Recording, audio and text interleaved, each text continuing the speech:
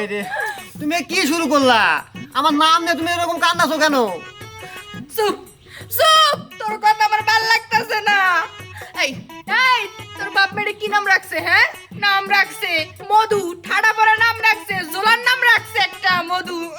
এই মধু নামটা বলার লেগিয়া মানুষজন ডাইকে না দাওয়াত খাইলি। মানুষ যখন দাওয়াত খাইতে আইছে, আইয়া যখন দই খাইলো, সাইডে সবাই দই খাইছে। যখন দইগুলো সাইডে খাইছে আর কইছে সাড়া মধু, আই গোলাম তোরে কিডা কইছে এত ভালো করে দই বানাইতে? হায় রে, আচ্ছা তাহলে বোঝো দোষটা কি আমার না দইয়ের? এই দইয়ের কারণে তুমি আমার ছাড়তে চাইতেছো? দোষটা তোর। ওই এতদিন ধরে কইছে মধু, ঠিক আছে মানুষের মধ্যে আসিল, এখন তুই এলাকার সবাই কয় সাড়া মধু সাড়া মধু। তোরে তো কইতাছে না, মনে হইতাছে এলাকার সবাই আমারে ছাড়তে হইতাছে। ভাইজান, আরে রাহো, ফোন দিও না। আরে কোনো আর ফোন দেওয়া লাগবে না, আমি আয় করছি। মধু কি হয়েছে? খারাপ কারে তুমি খালি মধু কইতাছো? হ্যাঁ, আরে খালি মধু কইও না, সাড়া মধু কও। আর যদি পারো তার আগে একটু সাইডা নাও। আরে চুপ থাক, এখানে কি কথা কস? ওর নাম তো মধু, চাটা মধু কমুকে। আরে ভাই, ওই সাড়ার মধ্যে তো ভেজাল আছে। এই যে এলাকার মানুষজন আর দেখলে কি কয় জানো? কয় ওই কি রে মধু মধু, আমার এগুলো ভাল লাগে না, বিরক্ত হয়ে গেছি।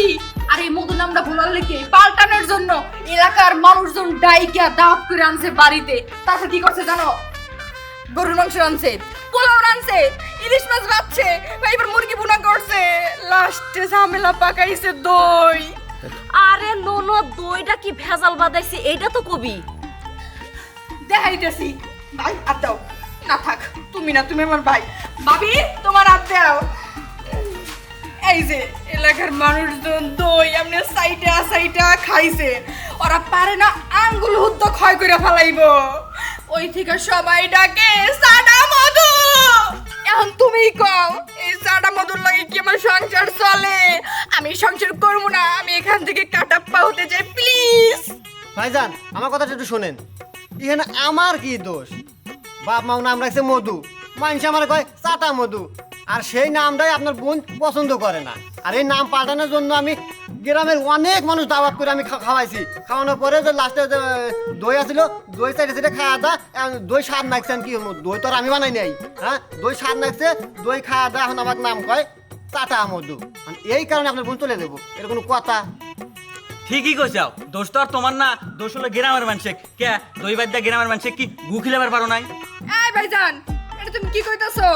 দেখো এখন যেটার মধ্যে আছে একটা লিমিটের মধ্যে আছে, তুমি যা কইতাছো এই নাম যদি হয় তখন তো সবাই বলবে গু মধু।